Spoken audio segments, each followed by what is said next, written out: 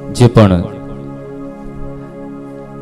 આગંતુક અતિથિઓ પટોડિયા પરિવારના આમંત્રણને માન આપી અને અત્રે આ શ્રીમદ ભાગવત કથા સત્રમાં પધાર્યા છે, તેઓના નામ અહીંયાથી લેવાશે. તેઓ સત્વરે મંચ પર આવી પૂજ્ય મહારાજ શ્રીના દિવ્ય આશીર્વાદ પ્રાપ્ત કરશો. ડીકે પટેલ સાવરકુંડલા, રામભાઈ જયરામભાઈ દુધાત ટીબડી, પુરુષોત્તમભાઈ દુધાત ગામ ટીબડી, મનસુખભાઈ દુધાત ટીબડી, ગોબરભાઈ ચોવટિયા છતડિયા, જીતુભાઈ રાદડિયા જીરા.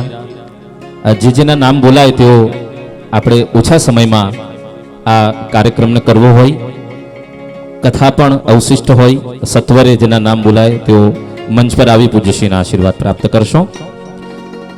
કાળુભાઈ કાથરોટિયા નાના સમઢિયાળા, પોપટભાઈ શિરોયા જાબાલ, રમેશભાઈ કથિરિયા સાવરકુંડલા, જયંતિભાઈ કોલડિયા કાતરોડી, દિલીપભાઈ કોટડિયા કાતરોડી, કાંતિભાઈ ભબાડિયા હરિપર, ભરતભાઈ સાવલિયા હરિપર, દર્શકભાઈ ડોલરિયા સાવરકુંડલા, દિલીપભાઈ સાવલિયા,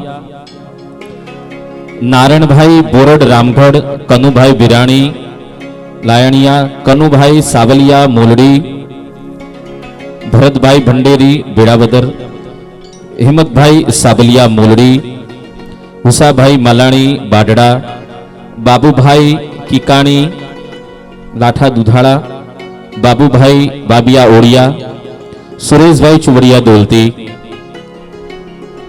બાવચંદભાઈ શેલડિયા થોરડી, મનસુખભાઈ સાવલિયા મોલડી વિઠ્ઠલપુર, લાલુભાઈ માંગરોળિયા વાસિયાળી, રમેશભાઈ માંગરોળિયા વાસિયાળી, ધીરુભાઈ માંગરોળિયા વાસિયાળી, દયાલભાઈ મંત્રી સાવરકુંડલા, કાળુભાઈ સોજીત્રા સિમરણ,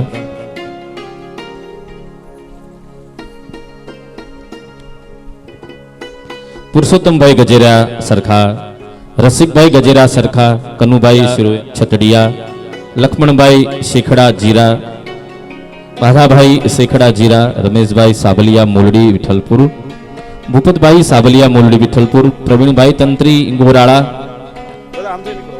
બાબુભાઈ દેવાણી ધચડી, દિનેશભાઈ રાદડિયા ધચડી, મનીષભાઈ ઠુમ્મર નાનુડી, સુરેશભાઈ સાવલિયા વિઠ્ઠલપુર, પંકજભાઈ સાવલિયા વિઠ્ઠલપુર, કિશોરભાઈ સાવલિયા વિઠ્ઠલપુર, યુગ સાવલિયા વિઠ્ઠલપુર, આરશય સાવલિયા વિઠ્ઠલપુર, જયસુખભાઈ સાવલિયા વિઠ્ઠલપુર, પુરુષોત્તમભાઈ સાવલિયા વિઠ્ઠલપુર, યોગેશભાઈ બરબાડિયા આંબા, વિનુભાઈ વડેરા સાવરકુંડલા ખાંભા, બાબુભાઈ વલ્લભભાઈ સાવલિયા વિઠ્ઠલપુર, જીવનભાઈ બરબાડિયા વિઠ્ઠલપુર, જયસુખભાઈ કોલડિયા કાતરોડી, હાર્દિકભાઈ જયાણી ઠીકરિયા, બિરજીભાઈ હિરબરા ઓળિયા, શાંતિભાઈ રાદડિયા અમૃતવેલ. આ સમસ્ત ઉપસ્થિત મહાનુભાવો મંચ પર પધારી પૂજ્યશ્રીના આશીર્વાદ પ્રાપ્ત કરશો.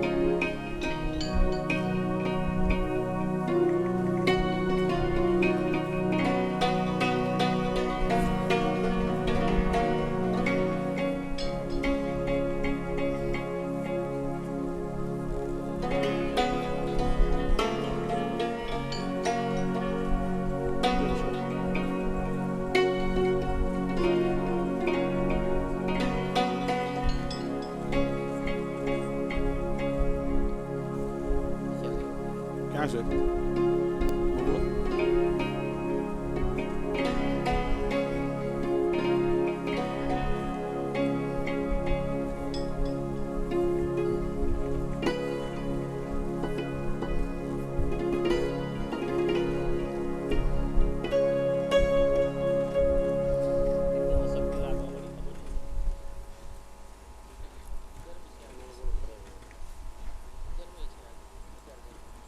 બેટરી બેટરી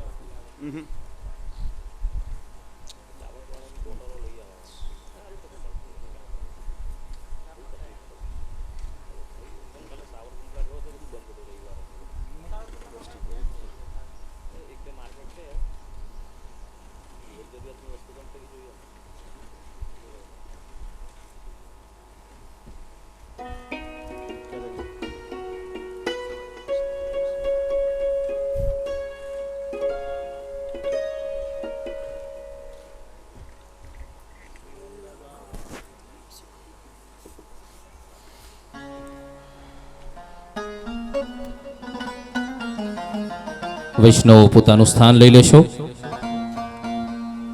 આવો પુનઃ પૂજ્ય શ્રીના ચરણોમાં દંડવત પ્રણામ સાથે શ્રીમદ ભાગવતજીના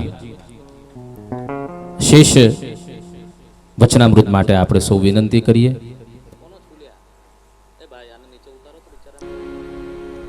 બોલીએ શ્રી વલ્લભાધીશ કી જય. દ્વિતીય સ્કંદ શ્રીજી બાવાનું વામ ચરણ, ડાબુ ચરણ, સાધન લીલા. 10 અધ્યાયમાં છે, 3 પ્રકરણ છે, તત્વ ધ્યાન, રજ પ્રસાદ અને મનન પ્રકરણ.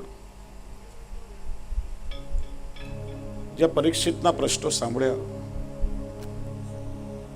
સુખદેવજીએ મંગલાચરણ કરવાનો પણ સમય લીધો નથી. અરે જેનું આચરણ જ મંગલ છે એના માટે મંગલાચરણ શું કરવું? સુખદેવજી કહે છે વરિયા જીવન જીવે મહત્વનું છે. બહુ સુંદર 3 વાત બતાવી. વૈષ્ણવ જીવનમાં ઉતારવા જેવી વાતો છે. સૌથી પહેલા તો ભૂતકાળને યાદ કરવાનું છોડી દે. ગયેલા દુઃખો છે, જે સમય વીતી ગયો છે એને વારે વારે યાદ કરીને શું ફાયદો? આમ ઘણા લોકોને ટેવ હોય આખો દિવસ ભૂતકાળમાં જીવતા હોય.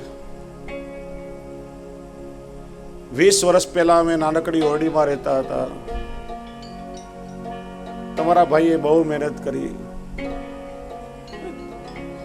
અત્યારે બંગલામાં રહે છે તો 20 વર્ષ પહેલાની ઓરડીને શું કામ યાદ કરે છે?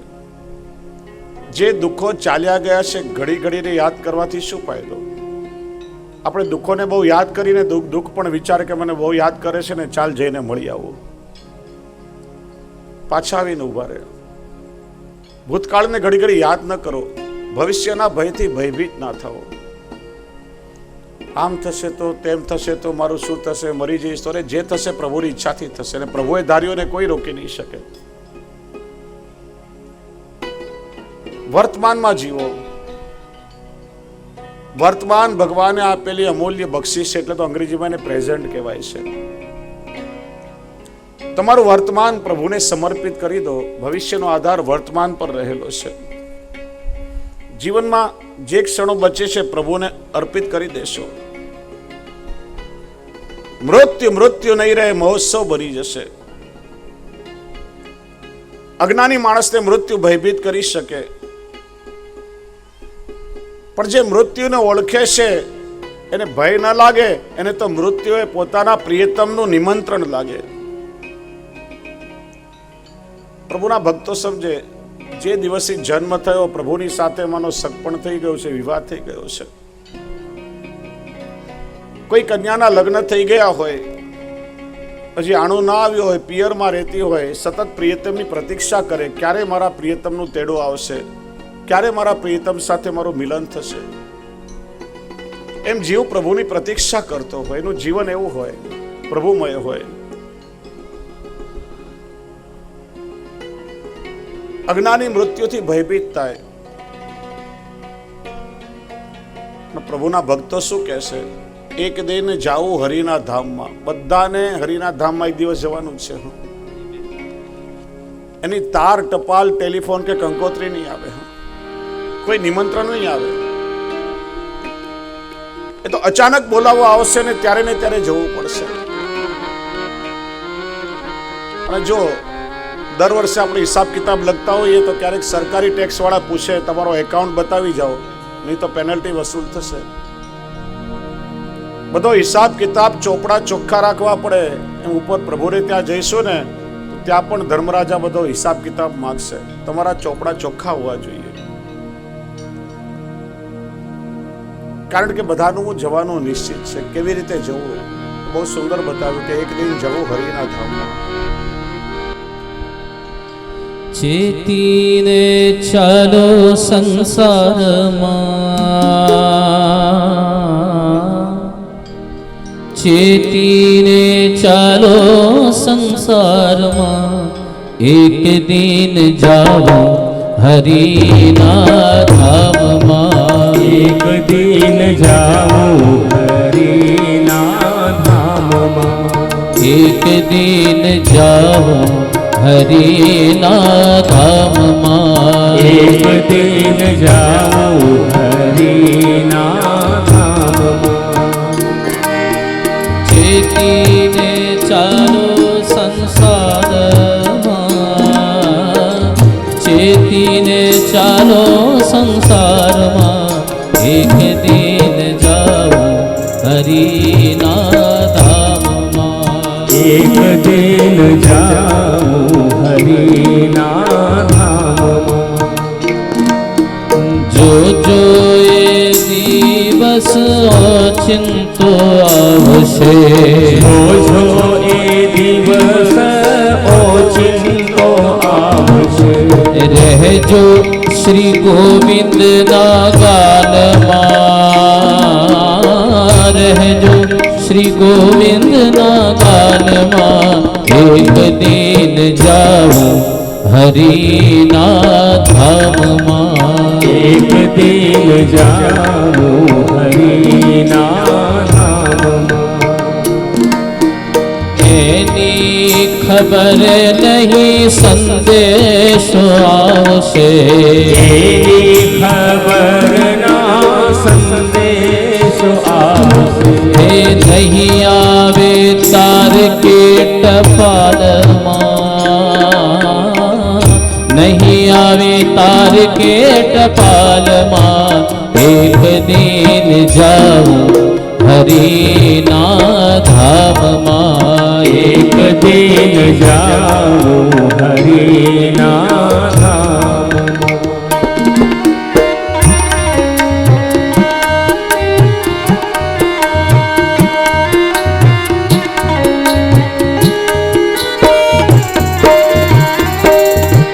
હે મારા મારા જેને માની રહ્યા છો, મારા મારા જેને માની રહ્યા છો. મારા મારા જેને માની રહ્યા છો, મારા મારા જેને માની રહ્યા છો. કોઈ નહીં આવે સાથમાં, કોઈ નહીં આવે સાથમાં, એક દિન જાઉં હરિના ધામમાં. એક દિન જાઉં હરિના ધામમાં. એ ભૂલી ન જાશો ગોકુલના નાથને, ભૂલી ના જાશો એ ગોકુલના વાસીને. ભૂલી ન જાશો એ ગોકુલના નાથને, ભૂલી ના જાશો એ ગોકુલના નાથને. ચિત્ત સદા રાખો ઘનશ્યામમાં, ચિત્ત સદા રાખો ઘનશ્યામમાં. એક દિન જાવો હરિના ધામમાં. એક દિન જાઉં હરિના ધામમાં. એક દિન જાવો હરિના ધામમાં. એક દિન જાઉં હરિના ધામમાં. હરિના ધામમાં. હરિના ધામમાં. એટલા માટે સુખદેવજી કહે છે બધાને પ્રભુને ત્યાં જવાનું છે. મૃત્યુનો ભય છોડી દે. અને મૃત્યુનો ભય ના લાગે એટલા માટે 3 વસ્તુ બહુ જરૂરી છે. શરીરની કથાનું શ્રવણ, શરીરની લીલાનું કીર્તન અને પ્રભુની લીલાનું નિત્ય ચિંતન કરવું જોઈએ. 3 વસ્તુ બતાવી છે. કથામાં બેસીને તમે શ્રવણ કરો, પછી એનું કીર્તન ઘરે જઈને ચર્ચા કરો. આજે કથામાં પ્રસંગ સાંભળ્યો હતો. નિત્ય એનું ચિંતન કરો, સ્મરણ કરો. એનાથી પ્રભુની લીલાઓ આત્મસાત થશે. આગળ સૃષ્ટિના વિષયમાં પ્રશ્નો પૂછ્યા. ભગવાને આ સૃષ્ટિનું સર્જન કેવી રીતે કર્યું? સુખદેવજી કહે છે કે ભગવાન પેલા એકમાત્ર હતા, ભગવાનને રમણ કરવાની ઈચ્છા થઈ. એકોહમ બહુશ્યામ પ્રજાએ, હું એક છું એકમાંથી અનેક થવું. ભગવાન ક્ષીરસાગરમાં પોઢ્યા છે. ભગવાનની નાભીમાંથી એક કમળ ઉત્પન્ન થયું. કમળની અંદરથી બ્રહ્માજી પ્રગટ થયા. ચારે બાજુ જોવા લાગ્યા કે મારી ઉત્પત્તિનું કારણ કોણ છે. ચતુર્મુખ થયા. વિચાર્યું, જે કમળની ઉપર હું બેઠો છું એનું મૂળ તો ક્યાંય હોવું જોઈએ ને. દાંડી પકડીને ઉતરતા રહ્યા, ક્યાંય મૂળ ન દેખાયું. ત્યાં જ ક્ષીરસાગરમાંથી અવાજ આવ્યો, તપ તપ. વિચાર્યું કે જે મારું મૂળ છે, મારા અસ્તિત્વનું કારણ છે, મને તપ કરવાનું કે છે. કમળ પર બેસી બ્રહ્માજીએ 2000 વર્ષ સુધી તપ કર્યું અને એના બદલામાં ઠાકોરજી પોતાના ગૌલોક ધામના દર્શન કરાવ્યા. અને સૌથી પહેલા ભગવાને ચતુશ્લોકી ભાગવત, 4 શ્લોકો વાળું ભાગવત બ્રહ્માજીને સંભળાવ્યું, જેમાં આખી સૃષ્ટિની ઉત્પત્તિ, સ્થિતિ, સમગ્ર વેદ રૂપે વિજ્ઞાન ભગવાને બ્રહ્માજીના હૃદયમાં સ્થાપિત કર્યું છે. અને ભગવાને બ્રહ્માજીને કહ્યું કે મેં જ્ઞાન જે તમને આપ્યું છે એ મારી આજ્ઞાનું તમે અનુસરણ કરશો તો પ્રત્યેક કલ્પની મારી સૃષ્ટિમાં તમને મોહ નહીં થાય. 10મા અધ્યાયના પ્રારંભમાં સુખદેવજી ભગવાનની 10વિધ લીલાઓનું નિરૂપણ કર્યું. અત્ર સર્ગો વિસર્ગશ્ચ સ્થાનં પોષણમૂતય મન્વંતરે શાનુ કથા નિરોધો મુક્તિરાશ્રય.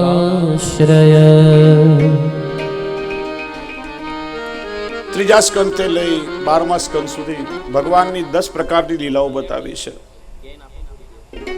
સર્ગ લીલા, બ્રહ્મના ગુણની વિષમતાથી પંચ મહાભૂત પૃથ્વી, જલ, તેજ, આકાશ, વાયુ, 5 તન માત્રાઓ, શબ્દ, સ્પર્શ, રૂપ, રસ, ગંધ, 5 જ્ઞાનેન્દ્રિય, 5 કર્મેન્દ્રિય અને બુદ્ધિની જે ઉત્પત્તિ છે એને સર્ગ કહે છે. આ સૃષ્ટિ ભગવાને પ્રગટ કરી છે. વિસર્ગ, ભગવાને ઉત્પન્ન કરેલી સ્થાવર જંગમ સૃષ્ટિને વિસર્ગ કહે છે.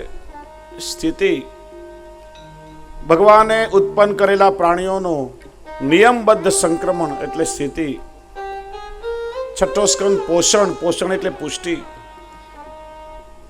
જીવે કરેલા દોષો ન જોતા જીવ પર કરેલી પ્રભુની કૃપાને પોષણ કહેવાય છે. મન્વંતર, એક મનુનું શાસનકાળ બદલાય અથવા તો માનવ ધર્મની સમય અનુસાર મર્યાદાને મન્વંતર લીલા કહે છે. ઉતિ, કર્મ અને તેની વાસનાઓ ઉતિ. ઈશાનું કથા, ભગવાનનું અનુસરણ. ઈશ એટલે ભગવાન, એનું અનુસરણ કરનારા ભગવદીઓની કથા અને ઈશાનું કથા. નિરોધ, 10મો સ્કંદ નિરોધ લીલા, લૌકિક સંસારની પ્રપંચની વિસ્મૃતિ અને પૂર્ણ રૂપે પ્રભુમય બની જવું, એનું નામ છે નિરોધ. મુક્તિ એટલે આ વિદ્યાનો ત્યાગ કરી સ્વયં બ્રહ્મમય બનવું. આશ્રય, સર્વ સમર્થ સર્વેશ્વર પ્રભુના ચરણનું શરણ ગ્રહણ કરવું, એનું નામ છે આશ્રય. 10 પ્રકારની લીલાઓ નિરૂપણ કર્યું. બીજા સ્કંદને વિરામ આપીએ, વંદન કરીએ. ત્રીજો સ્કંદ પ્રભુનું દક્ષિણ બાહુ, કુલ 33 અધ્યાય, 4 પ્રકરણમાં છે. અધિકાર, સૃષ્ટિ, ઉત્પત્તિ ને મુક્તિ.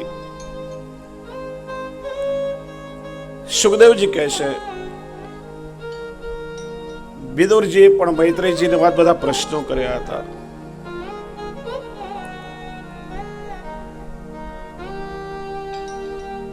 અને જે ઉપદેશ આપ્યો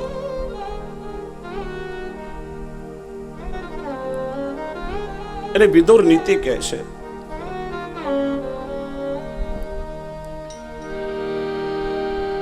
જ્યારે યુદ્ધના વાદળો ઘેરાઈ રહ્યા હતા,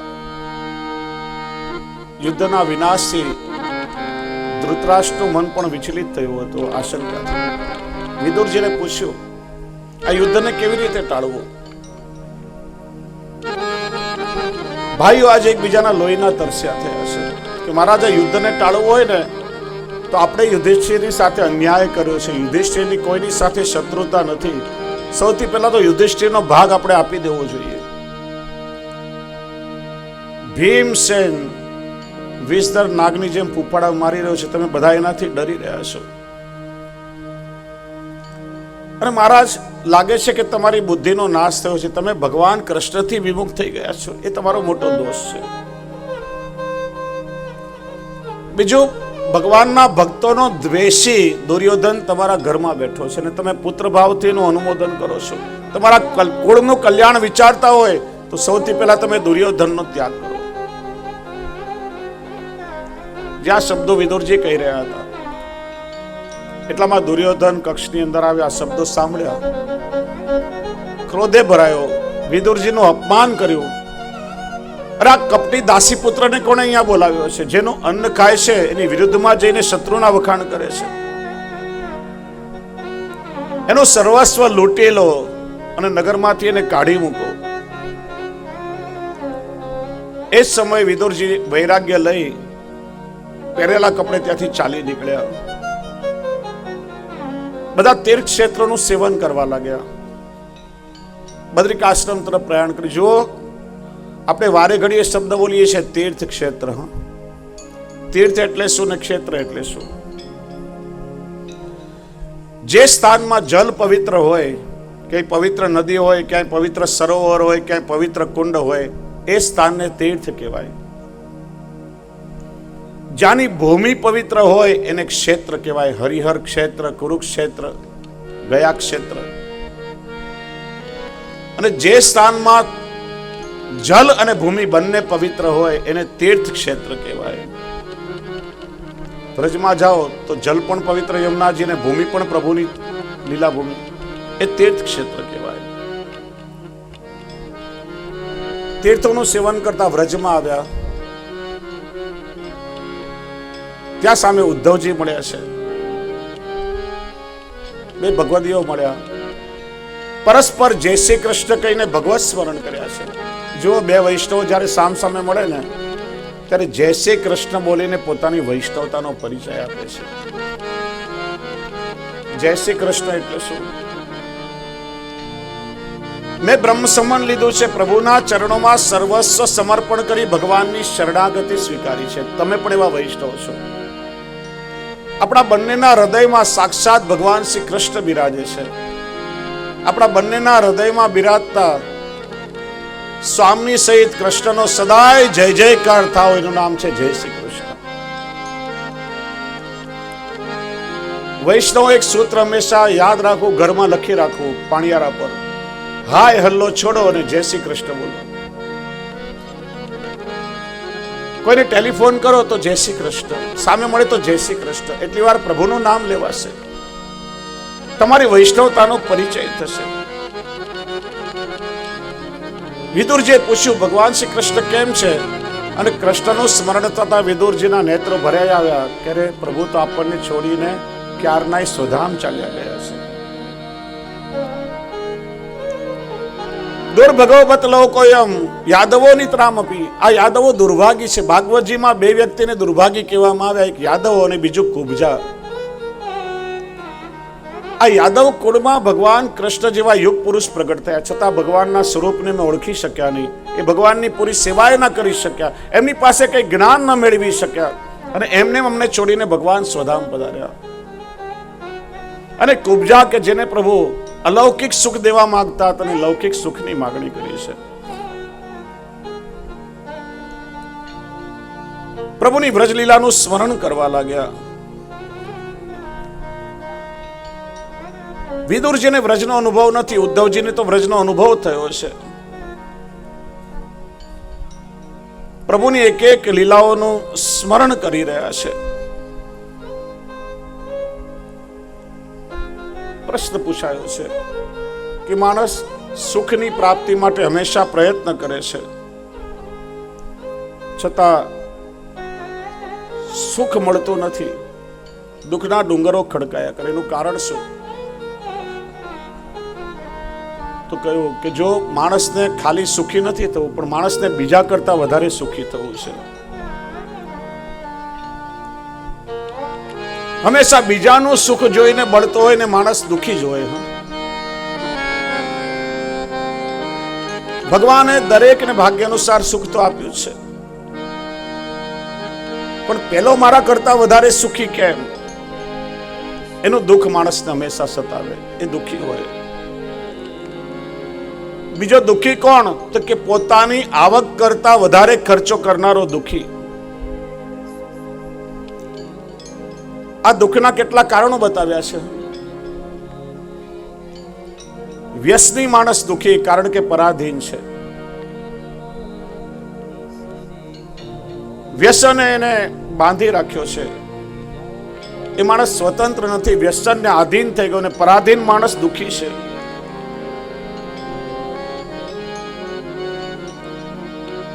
કારણ કે પરાધીનતા એક પ્રકારની ગુલામી છે. ચોથું કારણ બતાવ્યું કે બીજા લોકોના ગામના ઝઘડા જે પોતાના ઘરમાં લઈ આવે, કે છે ને કાજી દુબલે ક્યો તો કે ગાંવ કી ફિકર મેં.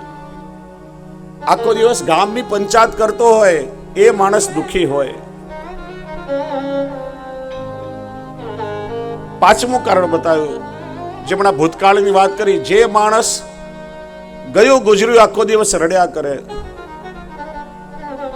પેલા આવું સુખ હતું ને પેલા આમ હતું ને, એ માણસ હંમેશા દુઃખી, ક્યારે સુખનો અનુભવ ના કરી શકે. છઠ્ઠું દુઃખનું કારણ બતાવ્યું કે ક્રોધી માણસ હંમેશા હાઈ વોલ્ટેજ હોય. હા, ક્યારે સુખી ના થાય. ક્રોધના કારણે માણસ હંમેશા દુઃખી હોય. સાતમું કારણ બતાવ્યું, દુષ્ટ અને મૂર્ખની મિત્રતા કરનારો સુખી ક્યારેય ન થાય. કહેવત છે ને, મૂર્ખ મિત્ર કરતા ડાયો દુશ્મન સારો. દુષ્ટ લોકોની મિત્રતા હોય કે મૂર્ખની મિત્રતા કરે, ક્યારે સુખી ન થાય. અને આળસુ અને લાલચુ માણસ ક્યારે પણ સુખી ન થાય, ક્યારે પુરુષાર્થ ન કરી શકે.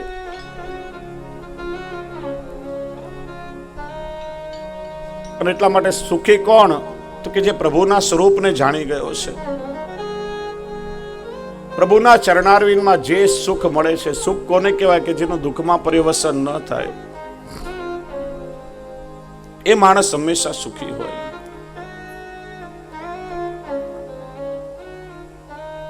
જીવનમાં સુખ શોધવા જશો તો ક્યાંય મળશે નહીં. અંતે વિચાર કરશો કે આખા જગતને રાજી રાખવા માટે દુનિયાની પાછળ આપણે દોડ્યા, આખી જિંદગી સંસારને માટે વેડફી નાખી, પણ એ જ્યારે તમને તરછોડશે ને છેલ્લે, ત્યારે ખબર પડશે કે આના કરતા તો આ જીવનમાં પ્રભુને ભજી લીધા હોત તો સુખ મળત. કે છે ને, એકવાર એક ગામમાં એક સંત આવ્યા. એક વિદ્યાર્થી સંતના પગે પડવા આવ્યો. સંતે પૂછ્યું, બેટા શું કરે છે? હમણાં SSC માં ભણું છું. ભણીને શું કરીશ? સારા માર્ક લાવવાનો પ્રયત્ન કરીશ અને પછી વિજ્ઞાનમાં એડમિશન લઈશ, સાયન્સમાં જઈશ. માની લે કે તું SSC માં ફર્સ્ટ ક્લાસ ફર્સ્ટ પાસ થયો અને સારામાં સારી સાયન્સ કોલેજમાં તને એડમિશન મળ્યું. હવે શું કરીશ? 12th માં પાસ થઈ અને મેડિકલ કોલેજમાં એડમિશન લઈશ, ડોક્ટર બનીશ. માની લે મેડિકલ કોલેજમાં તને એડમિશન મળી ગયું, પછી સારામાં સારો સર્જન ડોક્ટર બનીશ, આગળ ડિગ્રી લઈશ. માન કે આ દેશનો તું સારામાં સારો સર્જન ડોક્ટર બની ગયો, પછી હું મારી પોતાની હોસ્પિટલ બનાવીશ. માની લે તારી પોતાની એક આધુનિક વ્યવસ્થાઓ સાથે હોસ્પિટલ બની ગઈ, પછી હું લગ્ન કરીશ. માની લે સંસારની સુંદર કન્યા સાથે તારા લગ્ન થઈ ગયા, પછી મને બાળકો થાય, પછી સાંભળી પેલો કંટાળી ગયો, પછી શું? પછી હું મરી જઈશ. કે મરવા માટે તારે આટલું બધું કરવું પડે? મારે ત્યાં લોકો એમને મરી જતા હોય. મરવું તો બધાને છે ને, તમે કંઈ પણ કરો કે કંઈ ન કરો, મૃત્યુ તો આવવાનું જ છે. તમારા જીવનનું એક લક્ષ્ય શું છે? માણસનું સાચું લક્ષ્ય છે પોતાના ઈષ્ટની પ્રાપ્તિ. અને એટલા માટે એ પ્રભુના ચરણનો આશ્રય કરીને જે શાશ્વત સુખ મળે છે, એ સુખ જગતમાં બીજે ક્યાંય મળતું નથી. આગળ હિરણાક્ષની કથા કહી. ત્રીજા સ્કંદના મુખ્ય બે અવતાર, વારા અવતાર અને કપિલ અવતાર. બ્રહ્માજીએ પૃથ્વીને જલમાં ડૂબેલી જોઈ. ઘણા સમય સુધી વિચાર કર્યો કે કઈ રીતે બહાર કાઢવું. બ્રહ્માજીની નાસિકાના છિદ્રમાંથી અંગુષ્ઠ જેટલું વારા નારાયણ ભગવાનનું સ્વરૂપ પ્રગટ થયું. બહાર નીકળતા વિશાળ સ્વરૂપ ધારણ કર્યું. રસાતલમાં જઈ હિરણાક્ષ સાથે યુદ્ધ કરી હિરણાક્ષને માર્યો અને આ પૃથ્વીને મુક્ત કરી મનુષ્ય રૂપાને સોંપી.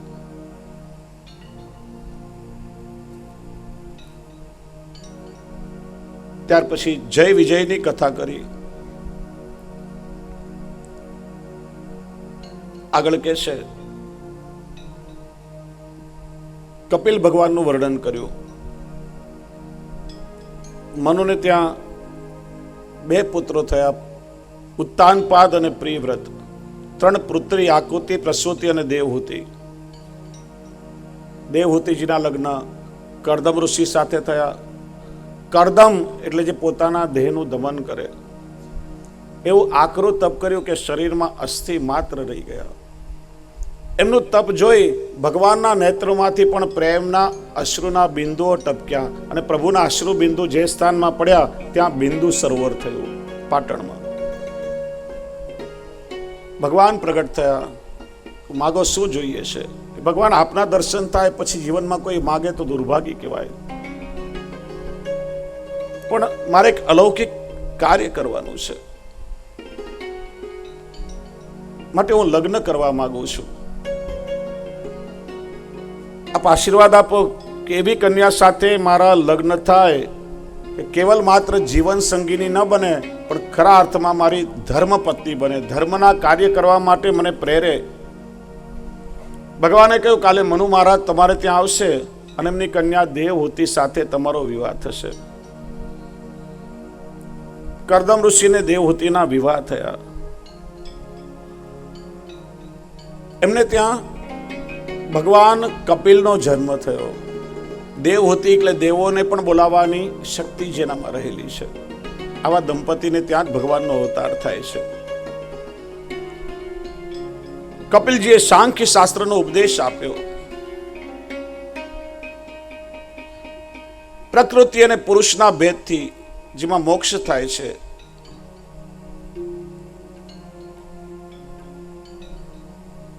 સાધુના લક્ષણો બતાવ્યા. સાધુના 16 લક્ષણો છે. સાધુ કોને કહેવાય?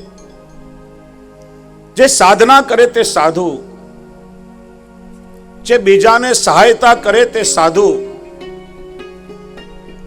જે સહન કરે તે સાધુ, સ્વયંની સાધના ન છોડે અને જગતને સહાય કરતો રહે, જેને બીજાની ચિંતા સતાવે, જે સહનશીલ છે એ સાધુ. 16 લક્ષણો બતાવ્યા કે જેના હૃદયમાં કરુણા હોય, જે કોઈ વ્યક્તિમાં ભેદભાવ ન કરે, બધાના પ્રત્યે સહૃદય હોય, જેના હૃદયમાં બધા પ્રત્યે સમાન ભાવ હોય, જે સદાય ભગવાનના ભજનમાં લાગેલા છે. આ સંસારમાંથી જે પીડા મળે એને સહન કરતા રહે. સાધુ તો ચલતા ભલા, જે સતત વિચરણશીલ હોય, જગતના કલ્યાણ માટે જે સતત વિચરણ કરતા રહે, કોઈ જગ્યાએ 3 રાત્રિથી વધારે ન રોકાય. શ્રી મહાપ્રભુજીએ 3 વખત ખુલ્લા ચરણારવિંદથી સમગ્ર ભારતનું ભ્રમણ કર્યું છે. જો શ્રી મહાપ્રભુજી પર ઈર્ષા દ્વેષ કરવા વાળા ઘણા હતા. પેલો પ્રસંગ આવે છે ને કે મહાપ્રભુજીની જ્ઞાતિની એક ડોશી મારે અડેલમાં, એને મહાપ્રભુજી પર બહુ ઈર્ષા થાય કે અમે એક જ જ્ઞાતિના છે છતાંય બધા મહાપ્રભુજીનું પૂજન કરે છે અને અમારો તો કોઈ ભાવ પૂછતું નથી. પેલા જલઘડિયા ગંગાજીમાંથી જલની ગાગર ભરી લાવે ત્યારે પેલી ડોશી શું કરે કે પોતા મારવાનું મેલું કપડું જલગડિયા પર નાખે, એની અપરસ છોડાવી દે. મહાપ્રભુજીના સેવક કંઈ બોલે નહીં. ઘણી વાર એવું થયું એટલે મહાપ્રભુજીને ફરિયાદ કરી, કૃપાનાથ, આપની જ્ઞાતિની પેલી ડોસી છે ને, એટલે મને કંઈ બોલતા નથી, પણ વારે ઘડીએ અમારી અપરસ છોડાવી દે છે. પ્રભુને પરિશ્રમ થાય, ઘડી ઘડી જલ ભરીને લાવવું પડે. શ્રી મહાપ્રભુજીએ ક્રોધ નથી કર્યો, આજ્ઞા કરી, એને કંઈ બોલશો નહીં, બીજી વાર કપડું ફેંકે ને એને સાથે લઈ આવજો. પેલી આદત મુજબ પેલી ડોસીમાં એ તો જલગડિયાજી નીકળ્યા અને પોતા મારવાનું મેલું કપડું ફેંક્યું અને વસ્ત્ર એમને સાથે લઈ લીધું. શ્રી મહાપ્રભુજી પાસે લઈ આવ્યો. શ્રી મહાપ્રભુજી કે એના ટુકડા કરી એમાંથી નાની વાટો બનાવો, અને વાટનો દીવો બનાવી ઠાકોરજીની સન્મુખ પ્રગટાવ્યો. જેમ દીવો બળતો ગયો એમ માજીના અંતઃકરણના બધા દોષો બળવા લાગ્યા, નિર્મૂળ થઈ ગયા. શ્રી મહાપ્રભુજીના શરણમાં આવ્યા. ક્યારે કોઈના પર ક્રોધ ન કરે. સાધુ કોને કહેવાય કે જે કેવલ પ્રભુ માટે પોતાના જીવનના કર્મ કરે.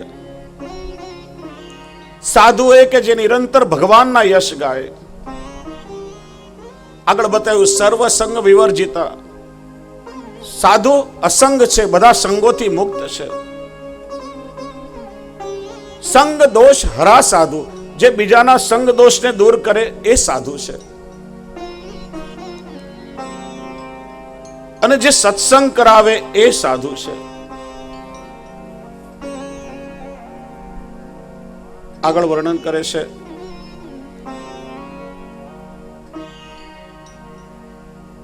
કપિલજી આપેલા ઉપદેશથી માતાનો ઉદ્ધાર થયો છે. કપિલજી કહે છે, સાલોક્ય સાર્ષ્ટિ સામીપ્ય સારૂપ્ય એકત્વમ અપ્યુત દીયમાનંચ ગૃહ્યંતિ વિના મત સેવનમ જના. બહુ સુંદર વાત બતાવી. મારા જે ભક્તો છે એ મારી સેવાને સર્વોપરી માને છે. મારી સેવાની સામે પાંચે પ્રકારની મુક્તિને તુચ્છ માને છે. સાલોક્ય સારૂપ્ય સાયુજ્ય સામીપ્ય અને સાર્ષ્ટિ. પાંચમો પ્રકાર સાર્ષ્ટિ બતાવ્યો. આમ તો 4 પ્રકારની મુક્તિ છે, પણ સાર્ષ્ટિ એટલે સાલોક્ય એટલે ભગવાનના લોકમાં વિચરણ કરવા મળે. સારૂપ્ય એટલે ભગવાનની જેમ ચતુર્ભુજ સ્વરૂપ ધારણ કરે, કોઈ પણ એક સ્વરૂપમાં લય થઈ જાય. પેલો પ્રસંગ યાદ છે ને, ચાચા હરિવંશજી એક ગામમાંથી નીકળ્યા. એ ગામનો રાજા વૈષ્ણવ હતો. ચાચાજીને લઈને પોતાના ઘરે ગયો. એના ઘરે ઠાકોરજીનું ચતુર્ભુજ સ્વરૂપ બિરાજે. મારા પ્રભુના દર્શન કરવા ચાલો. ઠાકોરજીના દર્શન કરીને ચાચા હરિભાવજી થોડું હસવા લાગ્યા. રાજાને આશ્ચર્ય થયું કે અમારા પ્રભુના દર્શન કરીને હસ્યા કેમ? કારણ પૂછ્યું, ચાચાજી દર્શન કરીને હસ્યા કેમ? ચાચા કે રહેવા દો, તમે નહીં સાંભળી શકો. ના ના, મને એનું કારણ બતાવો, તમે હસ્યા કેમ? કે તમારા ઠાકોરજી તો મારા શ્રીનાથજીના ધોબી છે. ના, પેલા રાજાને ના ગમ્યું કે આવું કેમ કહો છો. ત્યારે એમણે કહ્યું કે પૂર્વ જન્મમાં આ એક ધોબી હતો. શ્રીનાથજીના વસ્ત્રો ધોવાની સેવા એને મળે. શ્રીનાથજીના વસ્ત્રમાં પણ સાક્ષાત સ્વરૂપ છે એવો પ્રગટ ભાવ રાખી એવા કોમળતાથી સ્પર્શ કરીને વસ્ત્રો ખાસા કરે. એકવાર શ્રી ગુસાઈજી ત્યાંથી પસાર થયા. શ્રી ગુસાઈજીનો ભાવ જોતા ધોબીનો કેટલો ઉત્તમ ભાવ છે. ઠાકોરજીના વસ્ત્રોમાં પણ ભગવત ભાવ રાખી કેટલા કોમળતાથી સ્પર્શ કરે છે. પ્રસન્નતા પૂછ્યું, શું જોઈએ છે? મહારાજ, મને સારૂપ્ય મુક્તિ આપો. શ્રી ગુસાઈજીએ મુક્તિ આપી અને એ તમારા ઠાકોરજીના રૂપમાં તમારા ઘરમાં આવ્યો છે. સારૂપ્ય એટલે ભગવાનના જેવું સ્વરૂપ મળે એને. સાયુજ્ય ભગવાનના અંગમાં લય થઈ જાય. સામીપ્ય ભગવાનની નિકટતા મળે. ને સાર્ષ્ટિ એટલે ભગવાનના સમાન વૈભવ મળે. કપિલજી કહે છે, મારા ભક્તો આ 5 પ્રકારની મુક્તિને મારી સેવાની સામે તુચ્છ માને છે. જો સેવા શબ્દ આપણને ભાગવતજી આપ્યો છે. મર્યાદા માર્ગમાં પૂજા કહેવાય છે, પુષ્ટિ માર્ગમાં આપણે ઠાકોરજીની સેવા કરીએ છીએ. પૂજામાં ને સેવામાં શું ફરક? મર્યાદા માર્ગમાં મૂર્તિ શબ્દ છે. મૂર્તિ શબ્દ જડતાનું સૂચક છે. આપણે ત્યાં સ્વરૂપ કહેવાય છે. પ્રત્યેક સ્વરૂપને આપણે પ્રગટ માનીએ છીએ. પૂજા મંત્ર પ્રધાન અને કર્મ પ્રધાન છે. મંત્રોથી દેવનો આવાહન કરી, યથોપચાર પૂજન કરી, ગચ્છ ગચ્છ સુરશ્રેષ્ઠ કહીને દેવનું વિસર્જન કરી દેવાય. પછી એ મૂર્તિ માત્ર છે, એમાં દૈવત ના હોય. વિવાહ હોય, વૈદિક કર્મ હોય તો આપણે સોપારીમાં ગણપતિનું આવાહન કરીએ. પૂજા પૂરી થાય એટલે વિસર્જન થઈએ, પછી તો એ સોપારી છે ને. આ ગણેશજીના ઉત્સવ ચાલતા હોય, દિવસ હોય, ગણપતિની મૂર્તિની પ્રતિષ્ઠા થાય, પછી તો તમે જોવો છો ને જ કેવી દુર્દશા થાય છે. જ્યાં ત્યાં ગમે ત્યાં એની મૂર્તિનું વિસર્જન કરે. બહુ અવિવેક છે. આવું ના કરવું જોઈએ. ગમે તે રીતે વિસર્જન ન થાય. એકવાર દૈવત ભાવ આવે પછી યોગ્ય રીતે એનું સન્માન થવું જોઈએ. સેવા ભાવ પ્રધાન અને સ્નેહ પ્રધાન છે. ત્યાં ક્રિયા કે મંત્રનું મહત્વ નથી. મર્યાદા માર્ગમાં મંત્રોથી પૂજા થાય, આપણે ત્યાં કીર્તનો દ્વારા હૃદયમાં અલૌકિક ભાવથી પ્રભુની સેવા કરીએ છીએ. બ્રહ્મ સંબંધ લીધા પછી ઠાકોરજીની સેવા એ આપણું અનિવાર્ય કર્તવ્ય છે. શ્રી મહાપ્રભુજી આજ્ઞા કરે છે, કૃષ્ણ સેવા સદા કાર્ય સર્વદા સર્વભાવેન ભજનીય વ્રજાદીપ. બ્રહ્મ સંબંધ લઈએ ત્યારે ઠાકોરજીને આપણે મૌખિક સમર્પણ કરીએ, પણ તમે જ્યારે ઠાકોરજીની સેવા કરો ત્યારે તમારા સમર્પણને તમે પ્રેક્ટિકલ રૂપમાં જીવો છો. સેવાથી પ્રભુ સાથેનો દાસભાવનો સંબંધ દ્રઢ થાય, પ્રભુ સાથે તમારી નિકટતા અને આત્મીયતા થાય.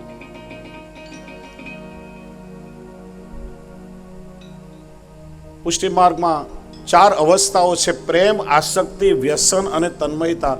એ ઠાકોરજીની સેવા વગર ના શક્ય થાય.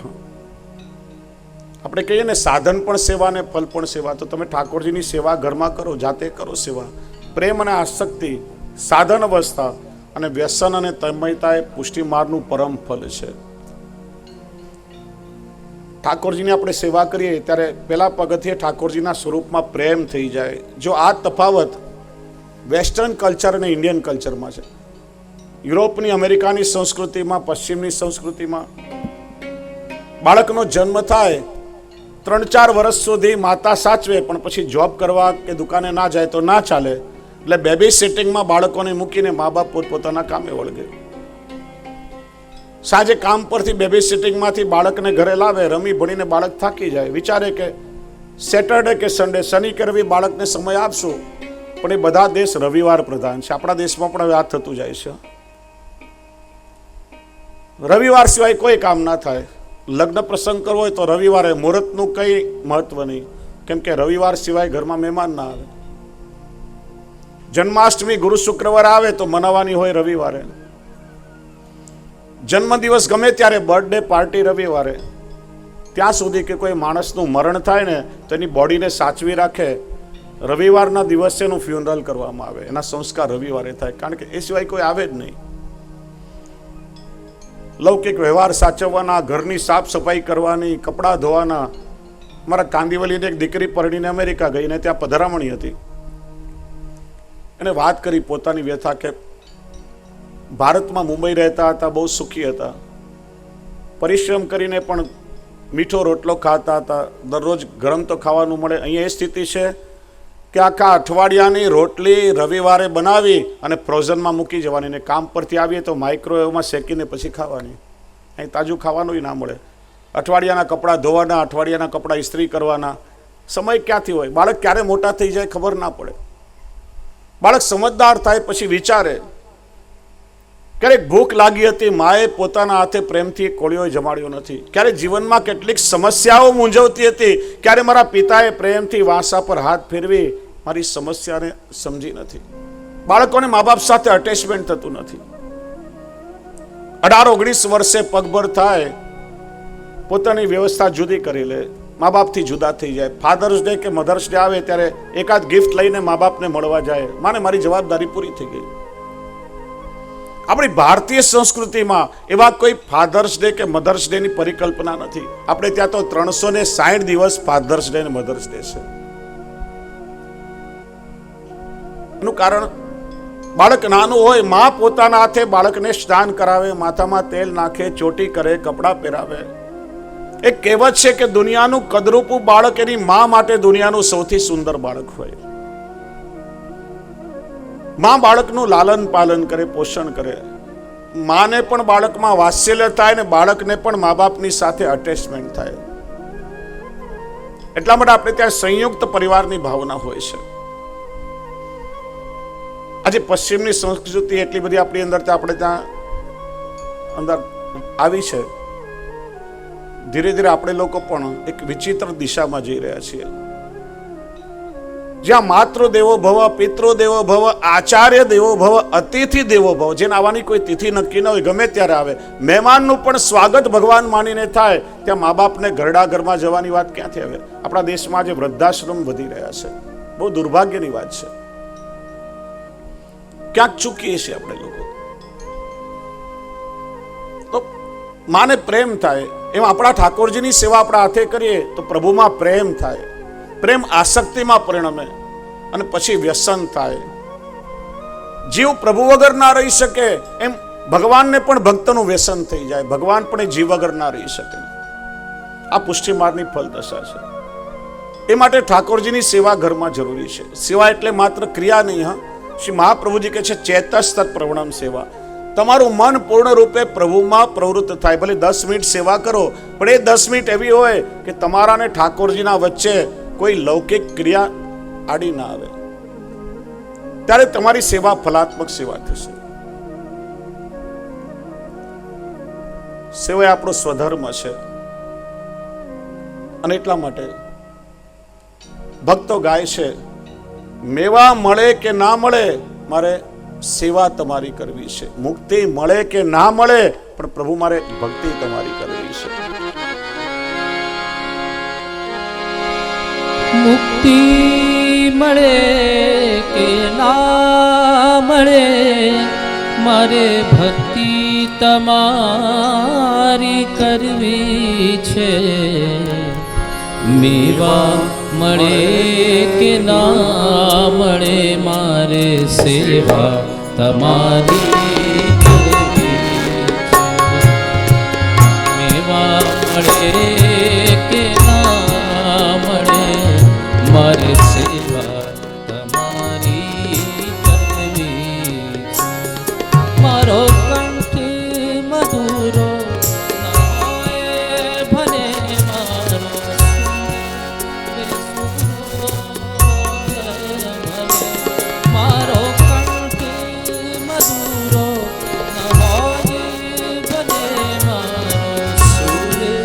બેસુરો હોય ભલે, શબ્દો મળે કે ના મળે, શબ્દો મળે કે ના મળે મારે કવિતા તમારી કરવી છે. મુક્તિ મળે કે ના મળે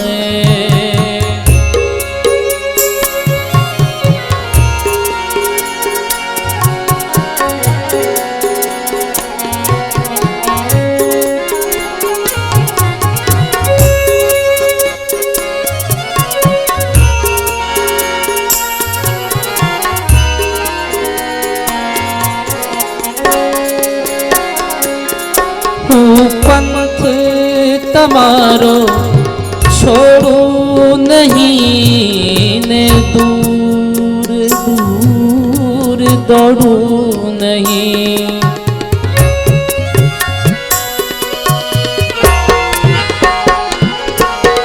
પંથ તમારો છોડું નહીં ને દૂર દૂર દોડું નહીં.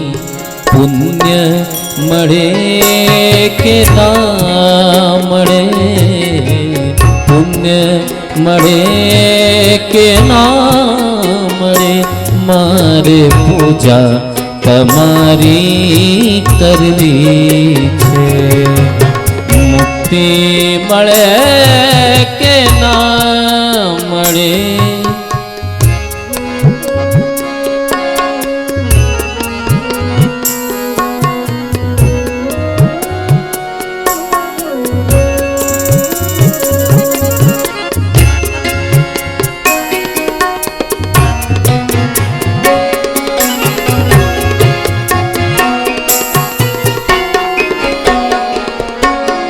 आवे जीवन में तड़का ने छाया सुख के दुख ना पड़े पड़ छाया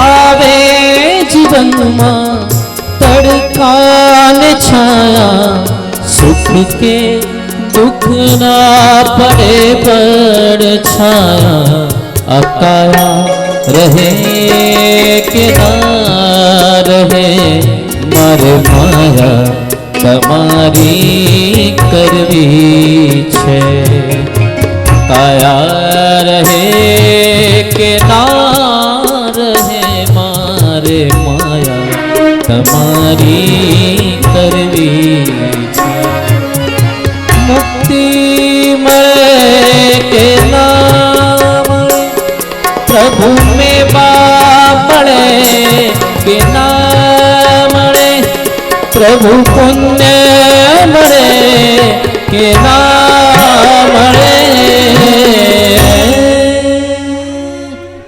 ત્રીજા સ્કંદના અંતમાં માતા દેવહૂતિને સેવાનો ઉપદેશ આપી અને છેલ્લે સુખદેવજી કહે છે કે ઘડિયાળમાં હવે 1:30 વાગ્યા છે, પુરુષો પ્રસાદ લઈ આવ્યા અને બહેનો ક્યારના પ્રતીક્ષા કરી રહ્યા છે, એટલે સત્રને વિરામ આપવો જોઈએ. બોલીએ શિવલ્લભાધીશ की जय, कृष्ण कन्हैया लाल की जय, भागवत भगवान की जय. मनोरथी परिवार आरती माटे मंच पर આવી જશો ને ફૂલફાગ રસિયાનો આનંદ પૂજ્યશ્રી દ્વારા થશે ને જે રાત્રે પણ આ કાર્યક્રમમાં બિરાજ છે તો અચૂક આપણે બધા જ આ કાર્યક્રમનો લાભ લેશું. આ જ કથા મંડપમાં રાત્રે ખૂબ આનંદથી પૂજ્યશ્રીના વરદ હસ્તે આપણને બધાને ફૂલફાગ રસિયાનો આનંદ મળશે. शुभ मुहूर्तं क्षेमं कल्याणमायुः आरोग्यमैश्वर्यं निर्विघ्नेन शुभं भवतु. हस्ते जलमादाय अत्राद्य महामङ्गल्यफलमासोत्तमे मासे पूर्वसङ्कल्पानुसारेण आयोजित श्रीमद्भागवत सप्ताहज्ञान यज्ञ महोत्सव पर्वणि प्राप्ते सति तृतीयनि भगवान् श्री वाङ्मय पुराण पुरुषोत्तमस्य सायं पूजनं च करिष्ये. पुष्पं गृहीत्वा ओम इदं विष्णुर्विचक्रमे त्रिधानि दधे पदमदा समूढमस्य पाग्मसुरे स्वाहा. भूर्भुवस्वः श्रीमद्भागवताख्योऽयं प्रत्यक्ष कृष्ण एव हि स्वीकृतोऽसि मया नाथ मुक्त्यर्थं भवसागरे. भगवते वाङ्मय पुराण पुरुषोत्तमाय नमः. ध्यायामि चिन्तयामि पुष्पाणि समर्पयामि धूपं परिकल्पयामि दीपकं परिकल्पयामि स्वाग्रे आसादित नैवेद्यं निवेदयामि. शुद्धजलेन नैवेद्यं सम्प्रोक्ष्य धैर्यमामं प्रतिकृत्य ग्रासमुद्रया भगवन्तं भोजयेत्. ॐ प्राणाय स्वाहा, ॐ अपानाय स्वाहा, ॐ व्यानाय स्वाहा, ॐ उदानाय स्वाहा, ॐ समानाय स्वाहा. परब्रह्मणे परमात्मने मध्ये जलं समर्पयामि पुनः भोजयेत्. ओम प्राणाय स्वाहा, ओम अपानाय स्वाहा, ओम व्यानाय स्वाहा, ओम उदानाय स्वाहा, ओम समानाय स्वाहा. उत्तरापोषणमस्तु प्रक्षालनं मुखप्रक्षालनं आचमनीयं समर्पयामि. नमस्करोमि नीराजनं प्रज्वाल्य.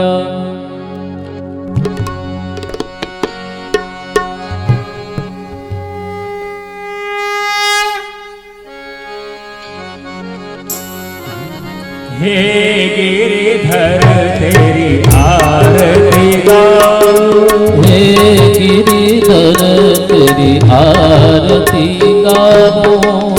आरती गाऊं प्यारे तुमको ही जाऊं. आरती गाओ प्यारे तुमको ही जाऊं. हे गिरिधर तेरी आरती गाऊं, हे गिरिधर तेरी आरती गाऊं. मोरन गोट तेरे शीश पे सोहे, प्यारी बंसी मेरो मन मोहे. देख छवि में बलिहारी जाऊं. हे गिरिधर तेरी आरती गाऊं. चरणों से निकसी गंगा प्यारी, जिस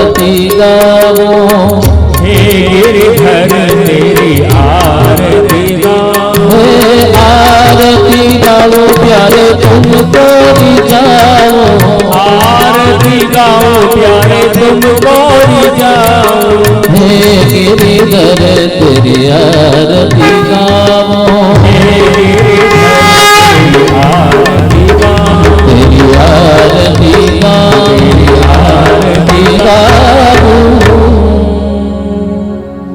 जलेन शीतलीकृत्य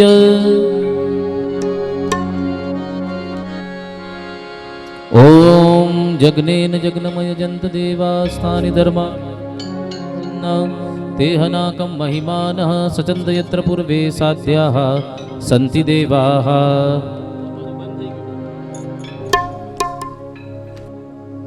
भगवते वाङ्मय पुराण पुरुषोत्तमाय नमः चरणारविन्दे मन्त्रकुसुमाञ्जलिं समर्पयामि नमस्करोमि अनेन कृतेन पूजनाख्यनर्चनाख्येन कर्मणा भगवान् श्रीवाङ्मय पुराण पुरुषोत्तमः प्रियता नमः। एक परिक्रमा करी दृढ़ चरण केरो भरोसो दृढ़ चरण के श्री वल्लभ नख चंद्र छटा बिन सब जग माज अंधेरो भरोसो दृढ़ चरण के साधन और नहीं कली में जसो सूर कहा कहे विविध आधरो बिना मोल को छेरो भरोसो दृढ़ चरण के चरण के भरोसो धरैन चरण धरैन चरण धरैन चरण के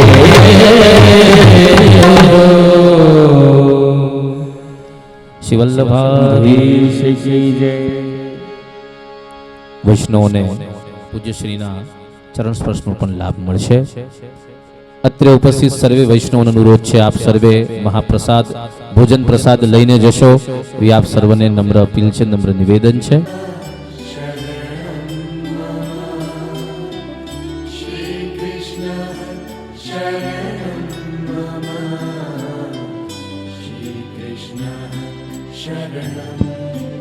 આવતીકાલે કથાના પ્રસંગમાં પૂજ્યશ્રીના શ્રીમુખેથી આપણે ચતુર્થ સ્કંદથી લઈ દસમ સ્કંદ સુધીની યાત્રા કરશું અને ખૂબ દિવ્ય અભૂતપૂર્વ નંદ મહોત્સવ કૃષ્ણ પ્રાગટ્યનો આનંદ પણ આપણે બધા લઈશું અને એવો અનેરો આનંદ અહીં ઓળિયા ગામમાં ઉજવાશે. આપણે બધા જ એના નિમિત્ત બનીશું અને ખૂબ આનંદ ઉત્સવ સાથે ઉત્સાહ સાથે આવતીકાલે નંદ મહોત્સવ આપણે અહીં ઉજવીશું.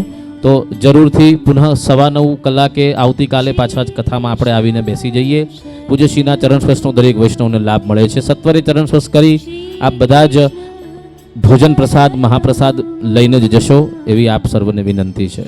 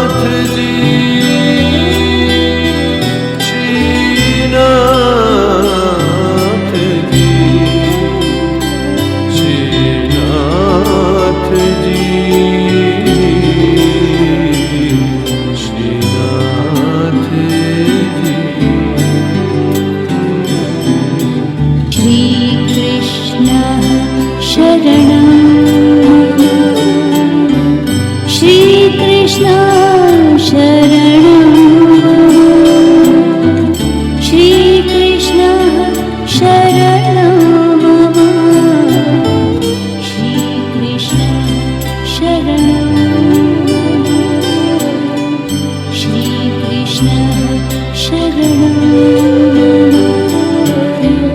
श्रीकृष्ण शरणं श्रीकृष्ण शरणं श्रीकृष्ण शरणं